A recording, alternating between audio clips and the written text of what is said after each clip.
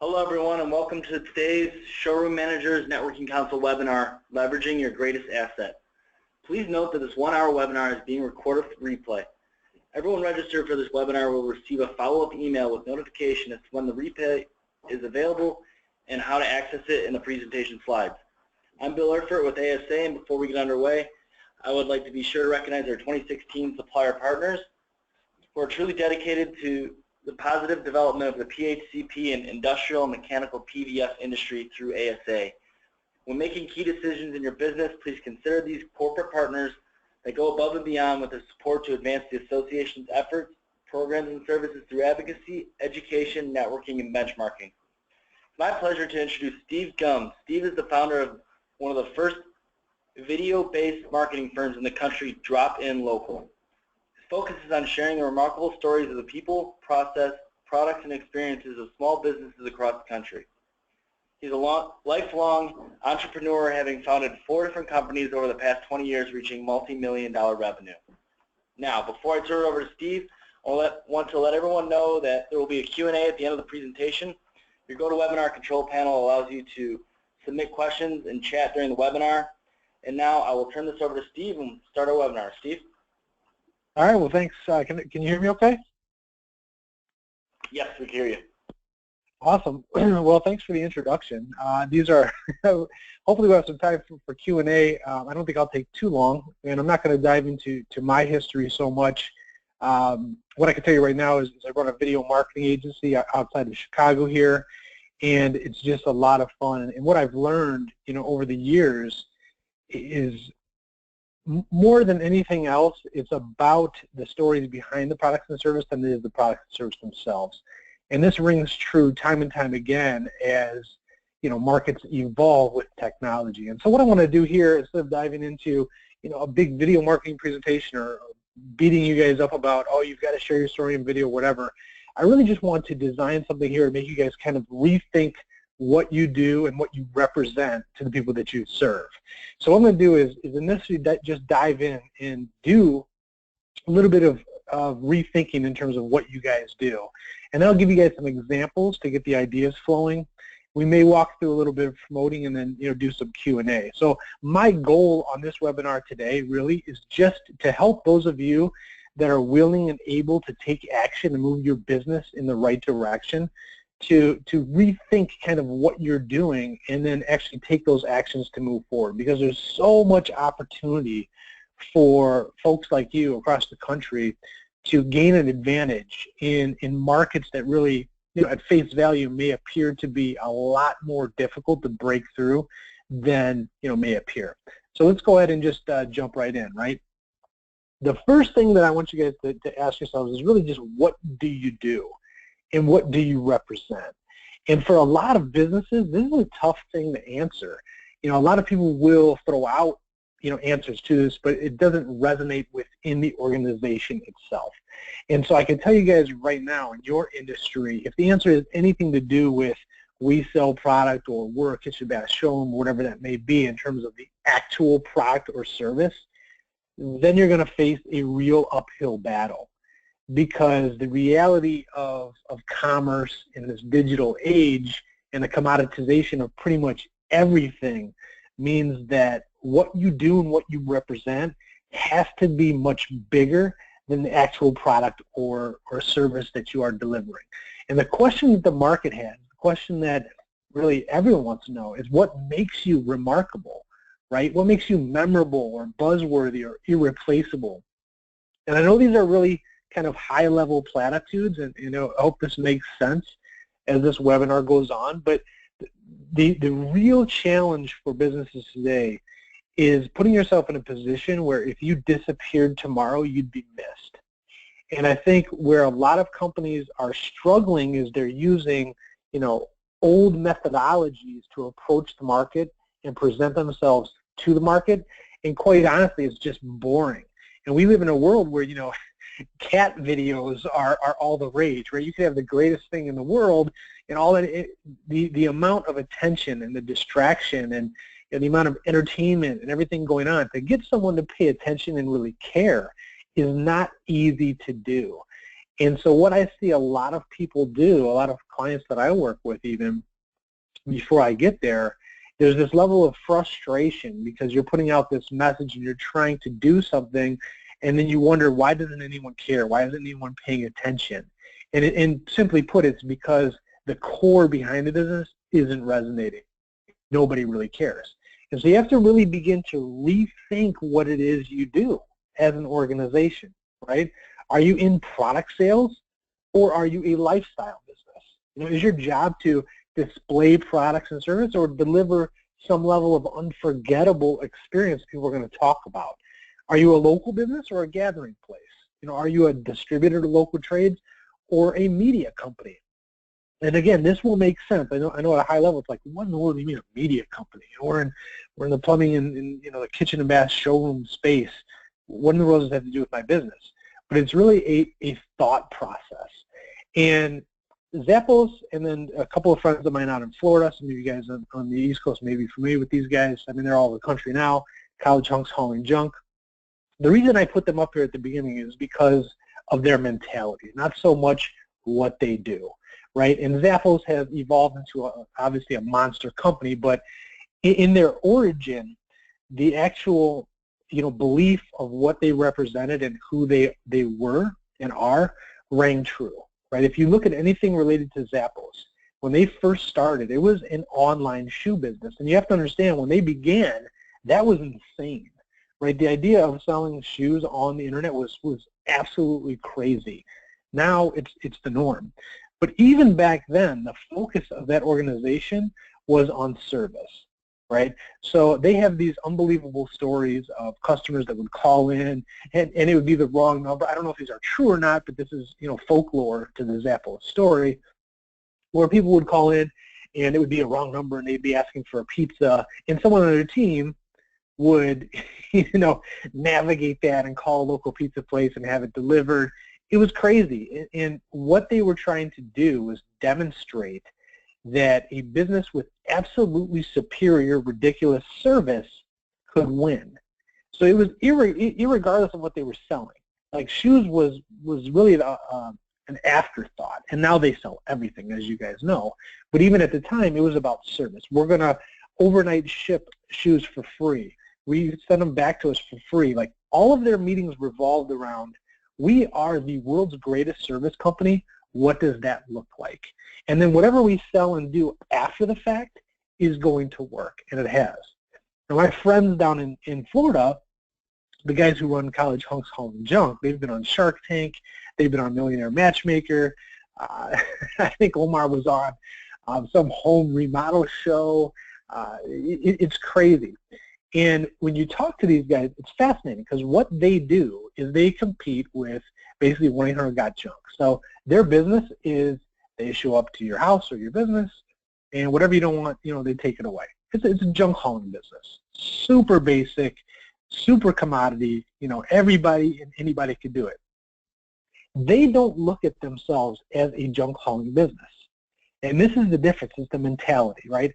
That is what they do. That's what they deliver. But their entire organization, they think of themselves as a marketing company. It's pretty interesting thought process. So when you get into conversations with these guys, like, how do you get on all of these national shows? And then how do you get recognized? How do you get all this press? Well, they have a team that's all their team does. They have 4 people in their company, maybe more now, where their sole job was to reach out to media to tell the story, to get their story in the hands of people that could then distribute it, right? And the byproduct of that was people learned more about them, they learned the story, they got to know the people, you know, they got to know a lot more about them. So when it came to junk hauling, well, there they were front and center. Again, it's a different mentality. So you have to begin to kind of rethink why people should care about what you do. And for me, from a video standpoint, it all comes down to the story.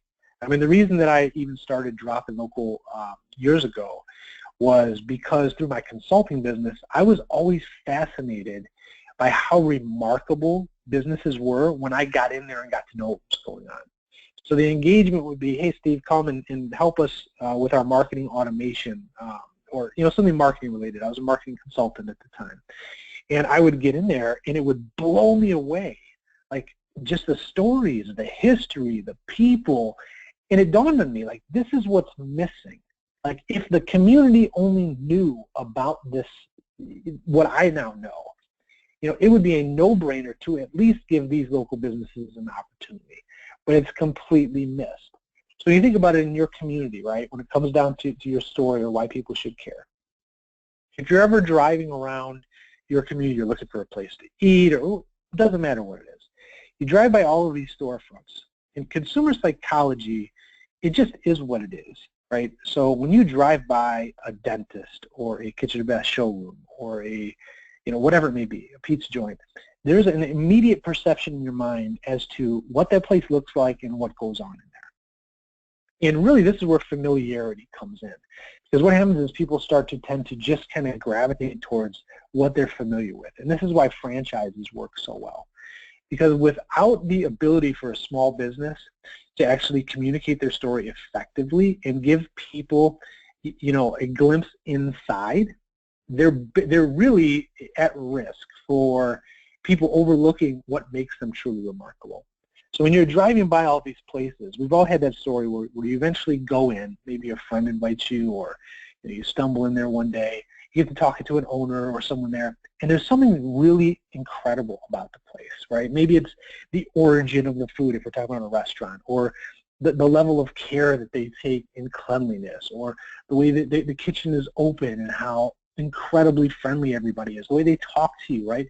Then you go home and you're like, oh my gosh, I can't believe that we haven't been going to this place. It's amazing. Well, nothing really changed for the business except for now it's different, right? It's not about what they sell or really what the business is at its core. The story is connected with you on a human level, right? They have overcome the commoditization of the industry in your mind. And that's really what every business can do. And nothing will happen, especially going forward. This is not going to slow down. Nothing happens until customers feel something. And you guys can do that. Now, for starters, you've got to be very realistic about your capabilities and what you can do, right? Because the naysayers always go, oh, we don't have any money, or we don't have time for this, or whatever. And that's fine, but eventually you're going to get run over, right? You've got to look at your situation and say, this is what we're good at. Maybe it's the people.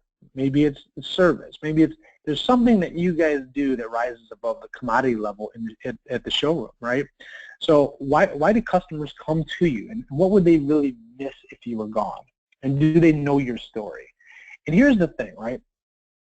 These two companies here are monsters, among others, and they are experts at the commoditization of industry, right? They're not going away. These behemoths are going to continue to grow because it's convenient and fun, but not fun, sorry, but it's convenient for consumers, right? And they're highly price-driven, right? But the advantage that you guys have is all the little things that they simply cannot do. These are very robotic businesses from a consumer perception, right? There is nothing local. There is nothing really unique.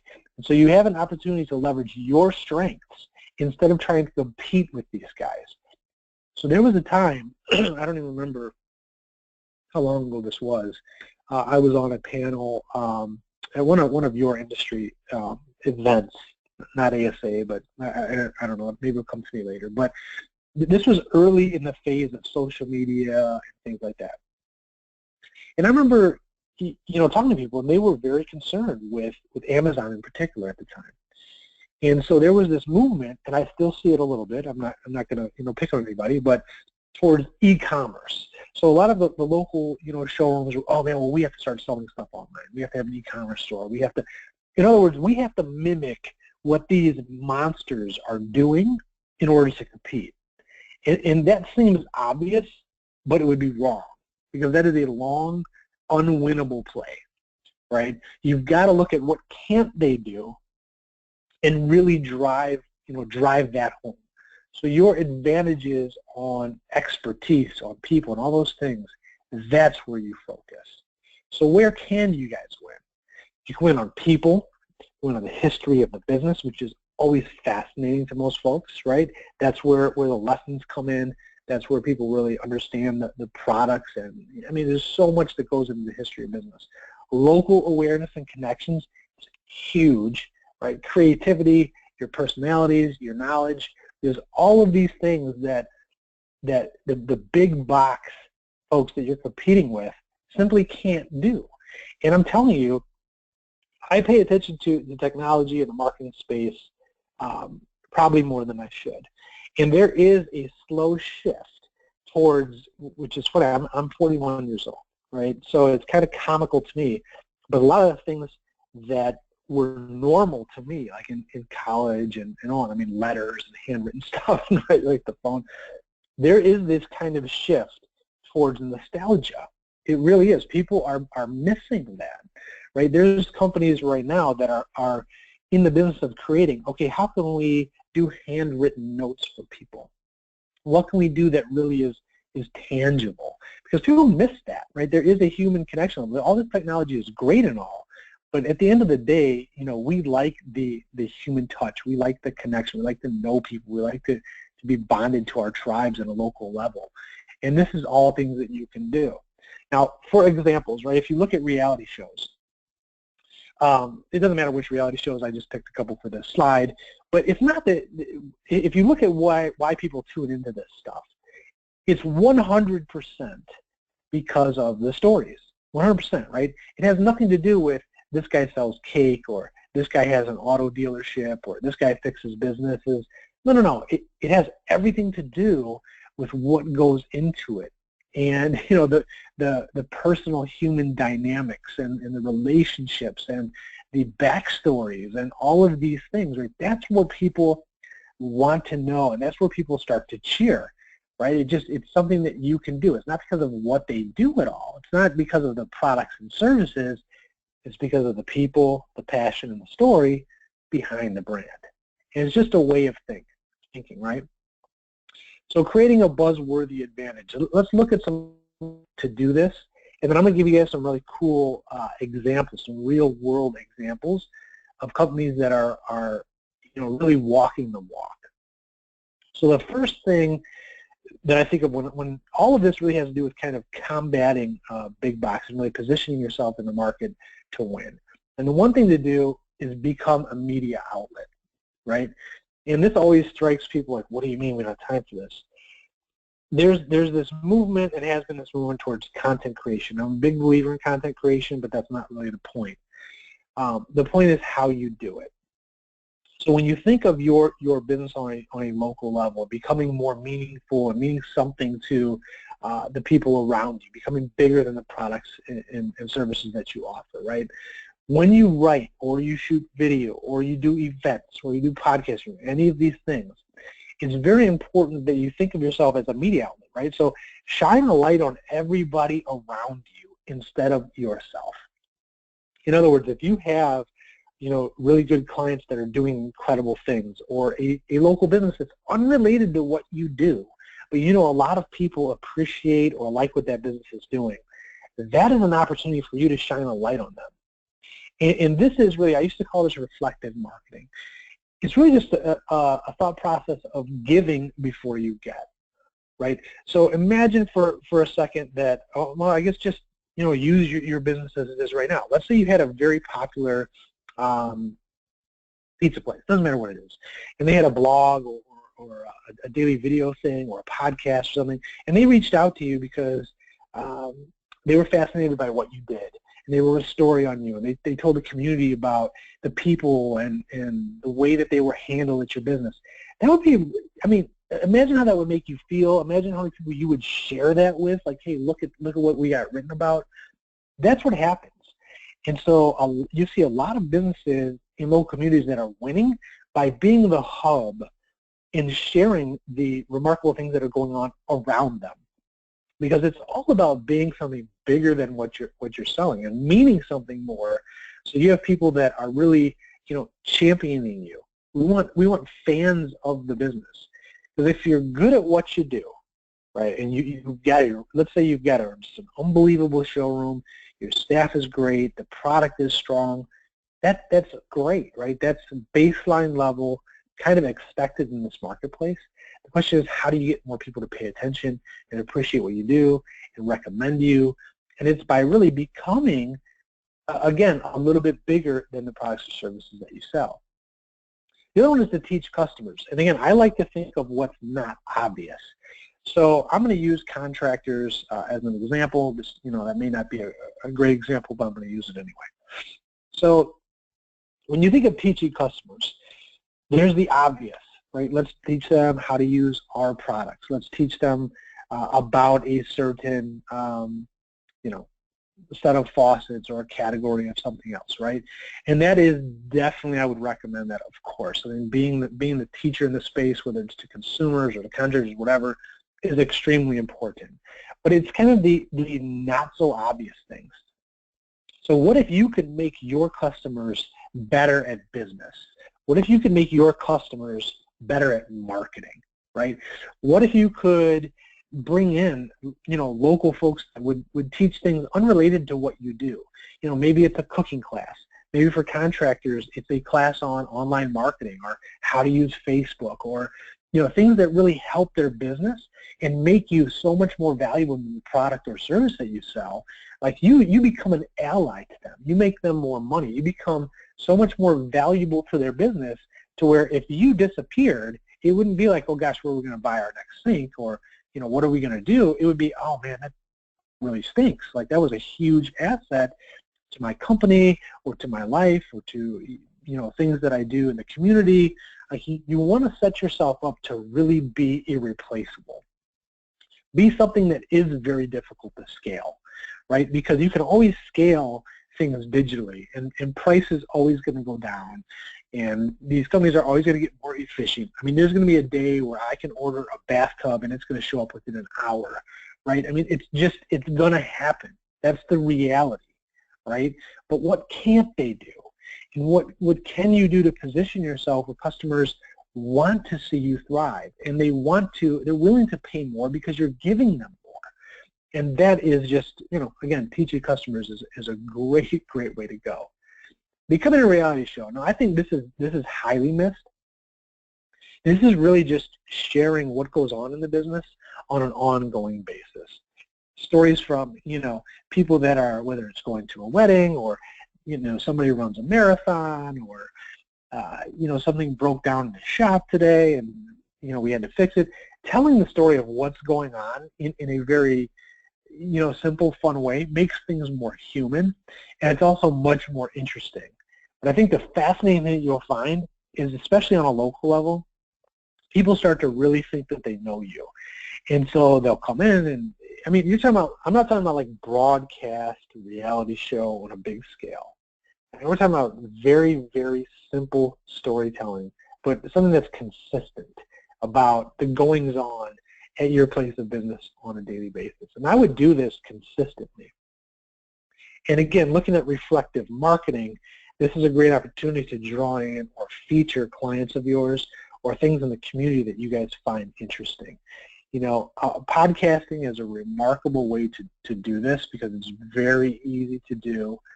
It's very interesting to do. And even if people don't tune into the podcast, it gives you an opportunity to cultivate more content.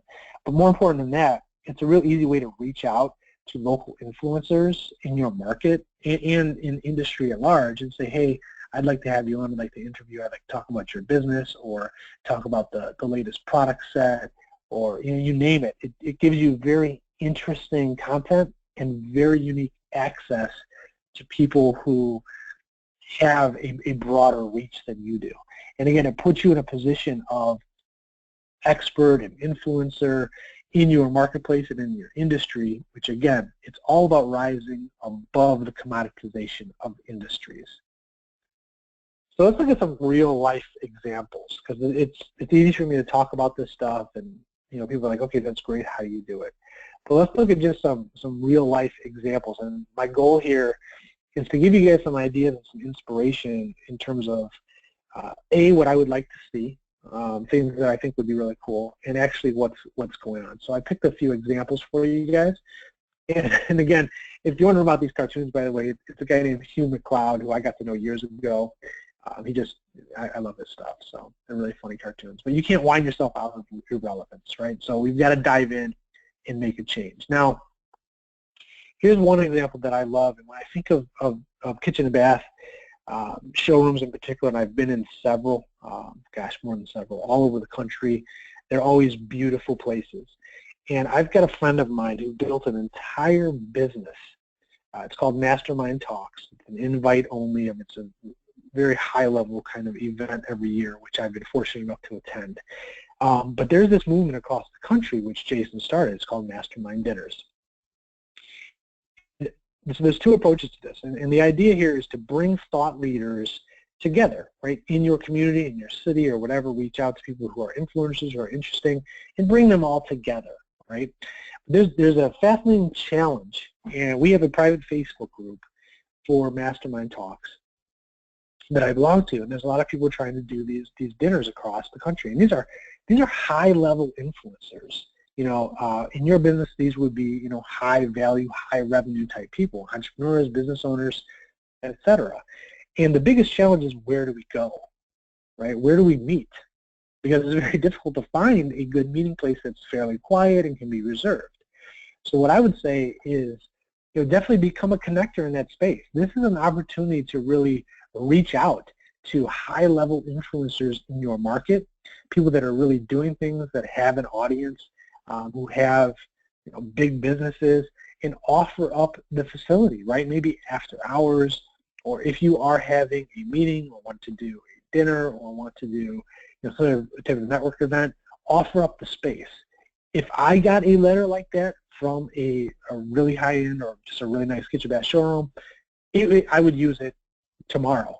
And the thing is, I would bring with me probably 9, 10, 12, 15 high-level people who are influencers who, it would be remarkable for your business. You're providing value. It's just, something to think about. Now, we've got a local business here, which is, they fascinate me because of what they do. It's Anderson's Bookshop, and they have a couple of them around well, only 2 actually, now 3. But they just opened up another bookstore. Okay, now think about that, right? A bookstore. You've got bookstores that can't survive Barnes & Noble. So how do they do it, right? They've simply become a community hub of thought leadership and community. That's what they've done, right? They win by doing what the Barnes & Nobles and the Amazons can't do. They bring in authors. They have really unique kind of like craft events for kids and stuff. They've become kind of like a community stomping ground. And I've taken my kids there for book signings and things like that, and I mean, it is packed. So the idea that, oh, well, we're in a commodity business, that doesn't make any sense, how do you do that? This is a bookstore, right? And I can guarantee you they make less money selling a book than you guys do selling a faucet. And so, I mean, it's incredible, but it can be done. And what they've done is they use what they sell as just an afterthought, right? It's kind of what surrounds what they really do, which is bring together thought leaders and then bring together the community. And it's winning. It's unbelievable. What do you think this is a video for, if you had to guess, right? It could be almost anything. And some of you are going to be very familiar with this because it's directly in your industry, right? The idea here is to be a very unique experience. And there's a company in your space, I'm sure you guys are familiar with these guys, Perch. They really are doing a lot of things right. If I was fortunate enough to consult with them years ago, which I can't take credit for 0 of this, I mean, they're doing way better than I ever could have even envisioned for them. But they are taking the experience to an entirely new level. They get it, right? They understand that they sell commodities, but they really have created an environment that brings in the right type of clientele, creates buzz. Look, I'm talking about them on a webinar, right? I mean, it's why? Because they're different. It's just different. It's fun. It's interesting. It's creative. What they do is it's fascinating in the way that they have gone to market. You guys can do a lot of the same things in your your local communities, right, where you guys serve. But I like I so much enjoy the creativity and the way that they're going to market, and I think it's the right model in terms of the experience versus obviously selling products. Because again, being remarkable salespeople, knowledgeable salespeople, having really strong prices, all of these things, to the consumer nowadays, that's just the expectation. It's just expected.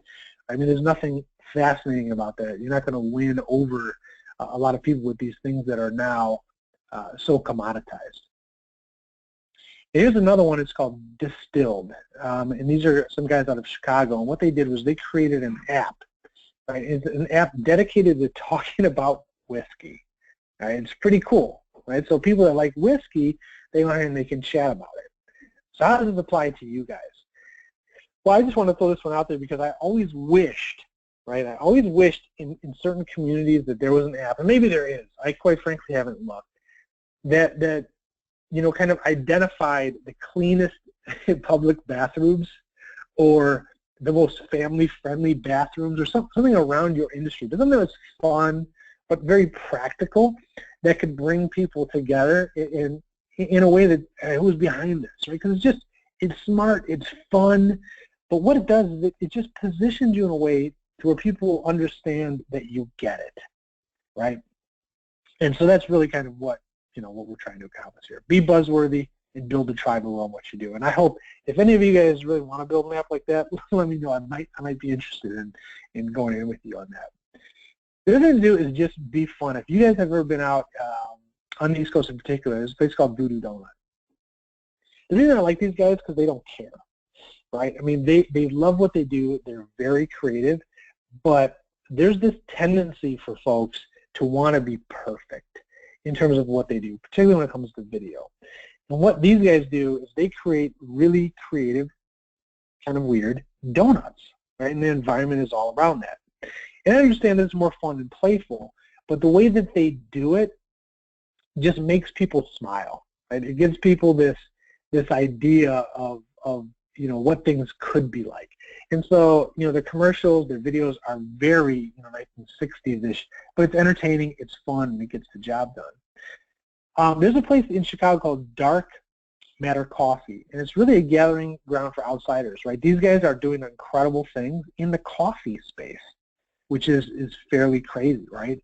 But what they have done is they've become a hub for artists and creatives in the market. It's not so much the coffee. The coffee is what is kind of the product that they sell, and it's kind of the gathering place and something to talk about.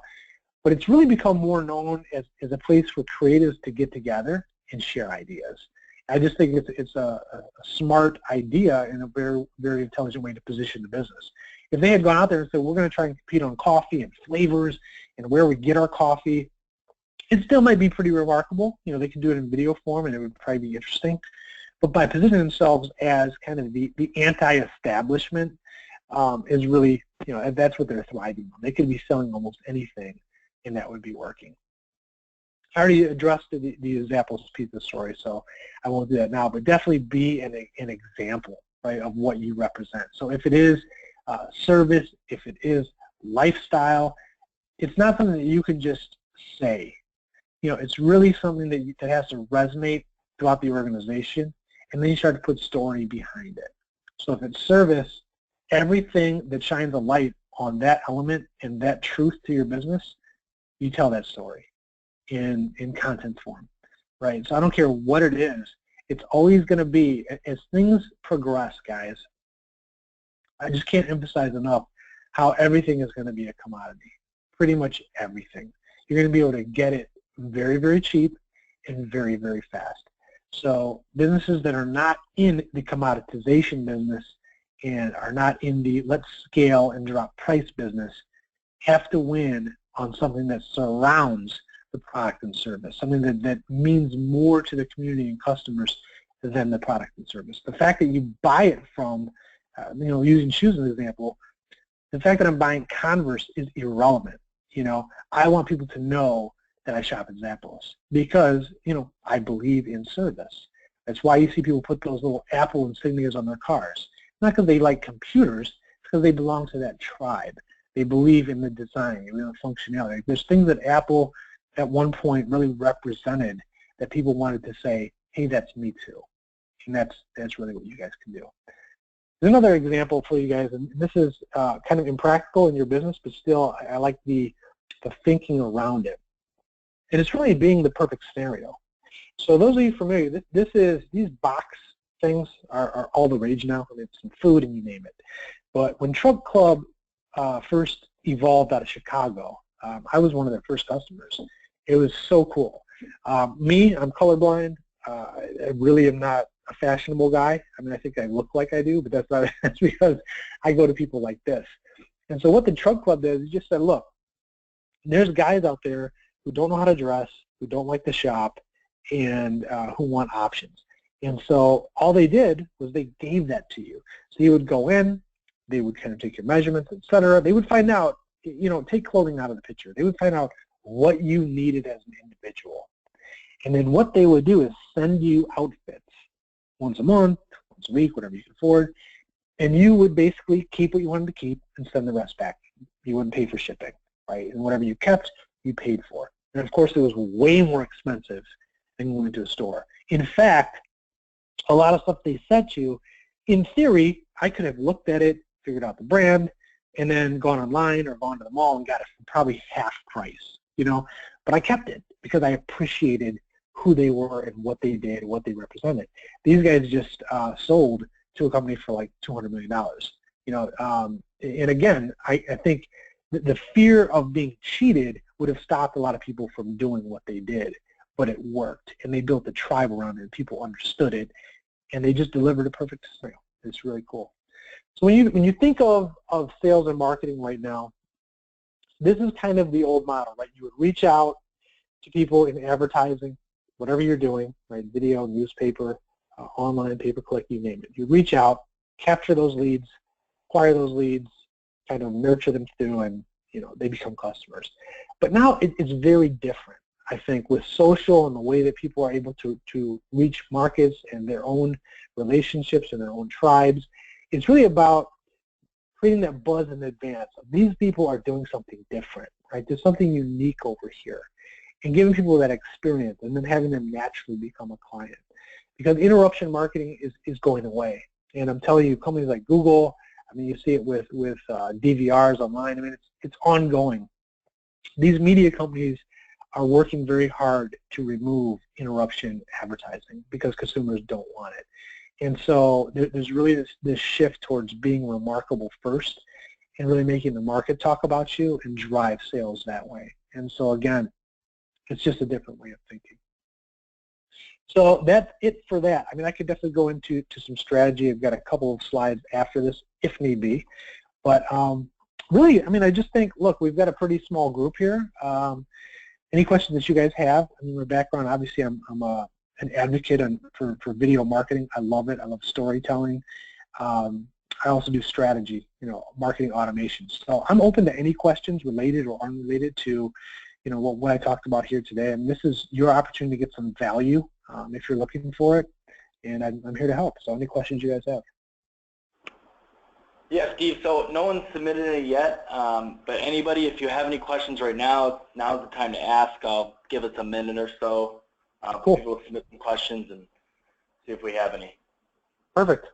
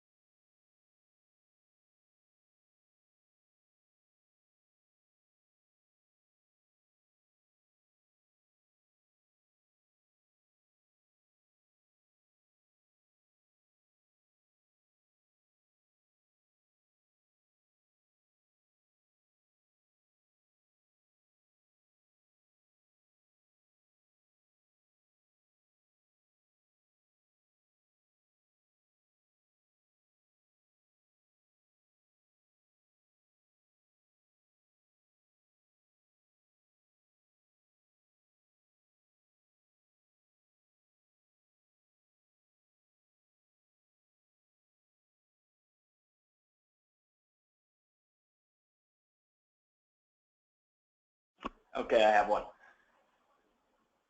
How relevant do you think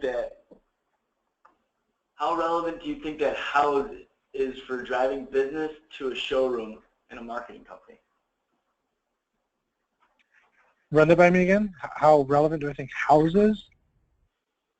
Is that the company, H-O-U-Z-Z? Yep. Yeah. How Yeah, relevant I mean, house is driving business to a showroom and marketing company? to a showroom and, well, let's just, I mean, I'm not sure the marketing company part, but in terms of driving business, right, I look at all of those aspects of tactics. Okay, so how relevant? It can be extremely relevant or not relevant at all. I know that's like a super vague answer, but I get these questions a lot because I'm a marketing guy. It's like, you know, should I be doing social media? Should I be doing video? Should I be doing print advertising? What works is the question right at the core. And the answer I was giving them is everything works, right? There's some companies that are killing it, driving traffic on everything from Pinterest and Instagram to companies like House, right? Leveraging these vehicles, these outlets for attention. Where companies go wrong is they do not create a process for capitalizing on that outreach, right? So let me put it this way. It's very easy to drive traffic. It really is. I mean, if you want, you know, more eyeballs and more people to come to your shop, that's not hard to do. It really isn't. I mean, you can do, you know, Google, you can do, you know, Facebook, custom groups. There's so many ways to do it, and it's very easy. And this is where a lot of businesses get frustrated, though, because they do these things and it doesn't work. Meaning it doesn't drive the revenue or the attention that they thought that it would. And the simple reason is they just weren't prepared for that, right? So as an example, what a lot of businesses do is they actually do the heavy lifting for the online big box store or another local business, right?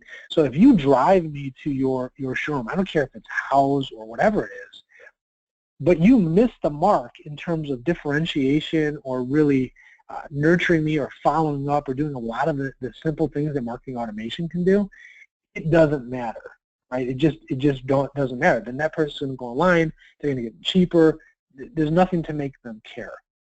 So to answer the simple question, I think it means a lot if you're just trying to get eyeballs, if you're trying to get traffic. I think House is a really great way to do it. I think there's better ways to do it, especially if you're dealing with you know, local markets. I think Facebook for me would be my number one choice because the way you can dial in and create custom audiences on there. You can create, you know, do pixels on your website, and anyone that touches your website, then you know you kind of marketing and communicating them through Facebook, which is very social. So if there's something of interest, you know, particularly females when it comes to interior design, kitchen and bath, they're more inclined to share that stuff. So there's better places, I think, than House, but I would definitely look at it. I mean, I'm always about testing and comparing and measuring, right?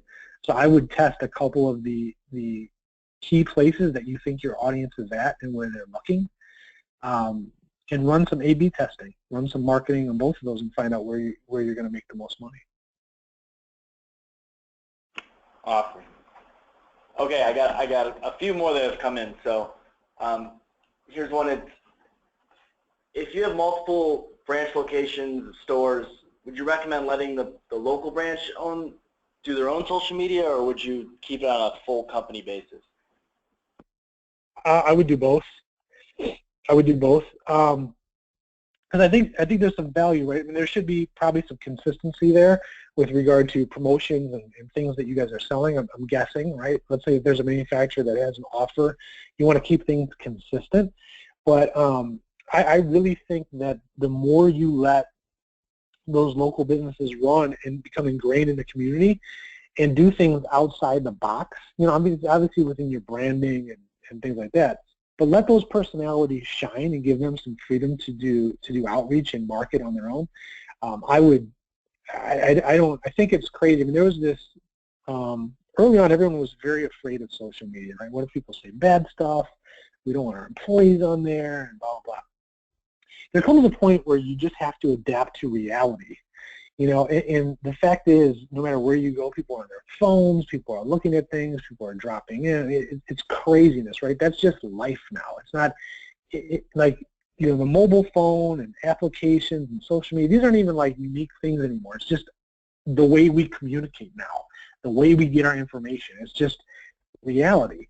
So would you prohibit those local shops from having conversations with local customers? Would you prohibit them from representing your company when they're, out at a softball game saying, I work here and this is what we do? Absolutely not, right? It would seem insane. But there's this need to control information that a lot of companies feel, which I think sets them back. Those local businesses that are running your shops, you've got multiple locations, the people in those locations are going to know the people in the community better. They're going to know the business in the community better. And I'll tell you what, it gives you a huge advantage, because if you have one main website, but you're getting all of this information like we talked about, if you're treating like a media company, whatever, fed into it from your branches on a unique, in a unique fashion based on their communities.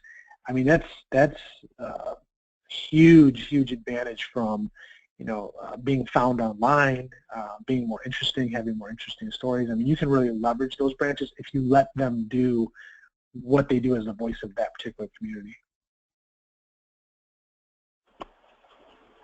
Okay.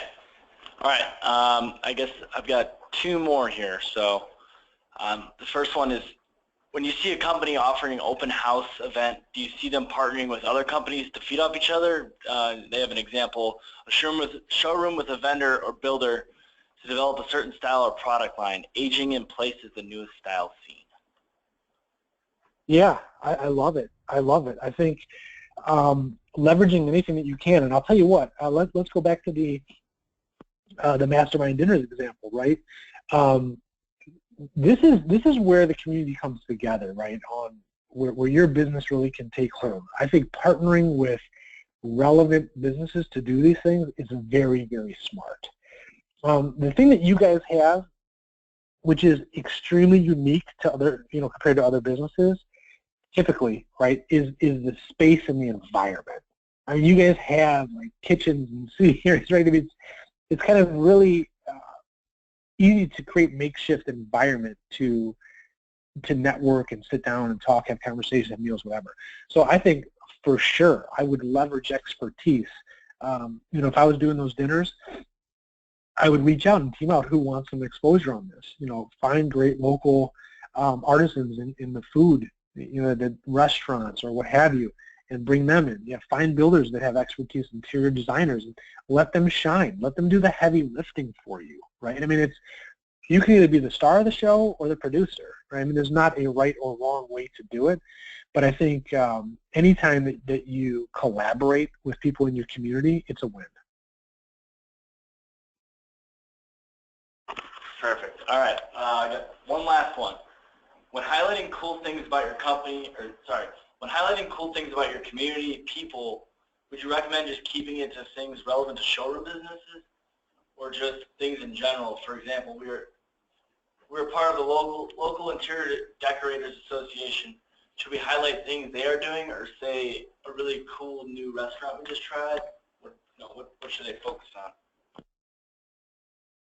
If it was me, I would focus on all of it, right? I mean, obviously, the more that you can tie into what you do, the better, right? I mean, of course, if there's something that really resonates and is a direct connection to the Kitchen Bash showroom, 100%. But I also think that it's about attention. It's about gaining the attention of potential consumers in your market. So let's say that you go out to some restaurant that's amazing, right? There's going to be something about what they do that connects to your business. Maybe it's the service, right? Maybe it's the cleanliness. Maybe it's the quality or the attention to detail. Maybe it's the knowledge that they have about the products and the foods that go into the whatever it is. all of those things, if you are a decent writer, putting content together, you don't have to be a great writer. I don't want to scare anyone away, but it'd be very easy to kind of connect the dots there. But more than that, it's about lifestyle, right? So if that company represents things that you guys believe in, right, on an ethical or just a business level, right? If you believe in remarkable service, if you believe in really knowing your product, then I would highlight any time that I engaged with a company or found a company or an event or a person doing something that resonates with our core beliefs as an organization, I would shine a light on that. And I would put it on my website. I would do as much content around it as I can, because what's going to happen is they're going to share that, right? That company that you shine a light on is, in some cases going to frame the article. They're going to send an email to their entire email list saying, hey, look at us, we were featured on ABC's showroom website and how great we were. And ultimately it's going to come back to you guys as the originator of that content, the person that shared it. And a lot of people are going to start checking you out, and that's what you want. That's what you want. So to answer your question, I love it if you can really connect the dots. Of course, it's easier that way. But anytime that you can shine a light on someone that's doing something within your belief system, I would definitely be all over that. Awesome. Well, thank you, Steve, for an excellent presentation, and thank you all for participating. As a reminder, this webinar has been recorded for replay, and all of you will receive a follow-up email message notification as to when the replay will be available, and instructions how to access it. I do want to remind you all of our upcoming peer networking programs. The list of programs can be found on the ASA website under the networking bar, and click on the industry calendar. We have some great programs coming up for finance, operations, human resources, and more showrooms as well. There's also information on Network 2016 this September in New York City. Make sure to check out asa.net for more information on all these programs. Thank you again, Steve. This program was great today, and thank you for all of our participants for attending. I'm Bill Erfurt with ASA, and this webinar is now concluded. Everyone have a good day. Thank you.